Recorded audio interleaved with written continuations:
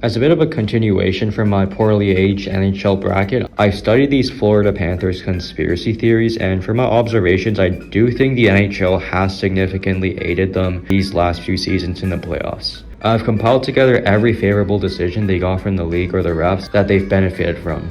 From someone who's followed the sport closely for longer than a decade, I've seen some egregious decisions made during crucial playoff moments. However, nothing like how the league has favored the Florida Panthers these past few seasons. We kick things off with Game 2 against the Toronto Maple Leafs. Toronto's on the attack, working the puck in the Panther zone. On the right, we see Bennett and Bunting battling for position in front of Sergei Bobrovsky. Here, Bennett cross-checks Bunting in the back of the head and then hits him again on the back while he's down.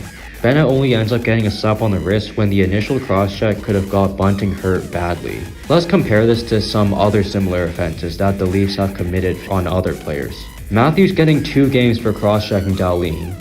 Riley getting 5 games for cross-checking Ridley Gregg after his empty net slapper up close. Back in the 2021 playoffs, Edmondson cross-checks Wayne Simmons in Game 2 against the Habs. No suspension. It kind of seems like the league clearly has something against Toronto, and Florida just took advantage of that.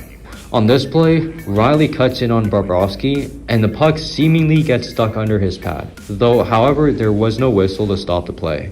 The play was under review to confirm if the puck really crossed the line or not.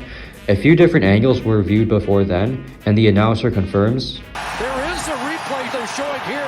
The puck's in."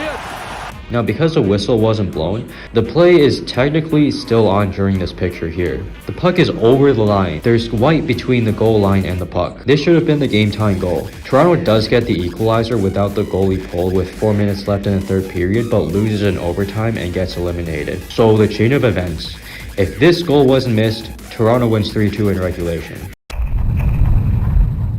Game 5 against the Tampa Bay Lightning. They have a chance to eliminate them. Tampa opens the scoring, or at least they thought they did. The goal was disallowed after a video review for goalie interference. However, the offending player Anthony Duclair wasn't given a chance to leave the crease on the play. Bobrovsky also kind of just grabs his skate, keeping it in the crease, along with Forsling behind him holding his stick. This should have been a goal, as it was Forsling and Bobrovsky that prevented Duclair from leaving the crease. Now this next one is probably the worst one we're going to see in this video. So here, Tarasenko takes a shot, Panthers swipe for the rebound, the puck eventually squirts to Sam fucking Bennett of all players. He cross-checks Coyle into Swayman, preventing either from getting to the puck, and then taps home the rebound. How is this allowed to stand? This shouldn't have required a coach's challenge to overturn. This is 100% intentional, and the refs were just lollygagging into space. Florida tied the game, and Barkov scored a few minutes later to give the Panthers the lead. These refs should have been fired for missing that in the playoffs. There was absolutely no excuse for how this wasn't washed out immediately. At this point, many people have picked up on the Florida Panthers being able to get away with certain things that other teams can't, and oh boy, the 2025 playoffs didn't let up with that narrative. We actually began this with an offense that was committed in the regular season, where Ekblad, around the 60-game mark, was discovered to be using performance-enhancing drugs to recover from an injury. Come on, you've got to be smarter than that. This isn't even the worst part, however, as he'd only get 20 games for doing something that violates the NHL's fair play policy, giving the Florida Panthers an unfair advantage. Injuries happen, and it's something that all teams deal with. But to only get 20 games for something so blatant, Shane Pinto was suspended for the first half of the 23-24 season for sports betting, which, although still breaks player policy, doesn't give the Sens an unfair advantage. Why was Ekblad's use of drugs taken lighter? On to round 2, yet another repeat offender, Sam Bennett. He's just got a knack for headhunting, doesn't he? In Game 1 of the series against the Maple Leafs, he skates through the crease and elbows Stolarz in the head, intentionally as day. He makes zero effort to avoid Stolarz, which makes this an intent to injure and should lead to a suspension. This would start to shift the series into Florida's favor, as Stolarz was Toronto's best goalie and played last season with Florida, so he probably knew a bit about how to beat them. This is flat out becoming strategic for the Florida Panthers to notice that the league has a more lenient set of rules for them specifically and continue to take advantage of that. Considering the series still went to 7 games, I do think Toronto may have come out on top if Stolarz wasn't injured. And now, in Game 1 of the Stanley Cup Finals, guess who's at it again? Sam Bennett. Bettman, is he the golden boy? Are the Florida Panthers the gem of this earth? Anyways, Bettman appears to get clipped from behind by Kulak, principal point of contact on the back of his right foot. This then gives him an excuse to bump into Skinner and the goal stands. Let's analyze this from a physics perspective, okay?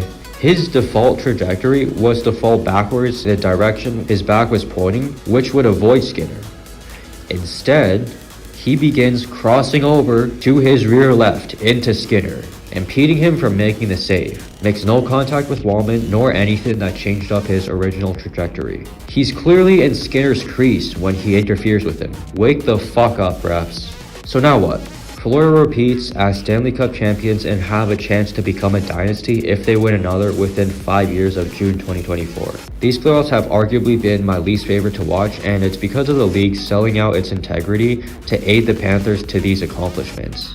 I'm convinced they woke up one day, felt an extreme amount of empathy for the Florida Panthers, and decided to cast their blatant favoritism on them. It seems I'm not the only one thinking the same either, as NHL Finals viewership for the last 3 playoffs where Florida emerged from the East didn't eclipse 2022, which featured 2 American markets where neither franchise were worth half of what the Toronto Maple Leafs were valued. Gary Bettman, what exactly is the vision here with you having a fetish for Florida? Is it to promote the game and give it more exposure in places where hockey isn't as popular? Is this worth sacrificing the league's integrity for? Many creators beside myself have been catching on. Is it just some big coincidence that they haven't been getting as much views or money since Florida started winning? Help me out here. As a professional league, promoting hockey in certain areas to get fans shouldn't come at the cost of the league's reputation. What's the business model for hyping up the NHL in a place like Florida? Part of a business excelling is finding the correct niche and environment. No wonder the league's viewership and revenue have stalled these past few seasons. Please, Bettman, treat all NHL franchises equally, okay? And then the league can start making progress again. Make success in this league about merit again, and the fans will make amends. You favoring the Florida Panthers as much as you have these past 2 seasons just disqualifies the value of merit, and that all you gotta do is somehow get the league to view you as their child or something. I know there's since out of the NHL's control, such as state tax and other stuff regarding every franchise's location, but you guys have been shooting yourself in the foot with the way you're elevating the Florida Panthers above the other 31 teams. Hope you guys enjoy this video. Hockey fans, I'm looking out for you guys. We need to make our voices heard. Thank you and goodbye.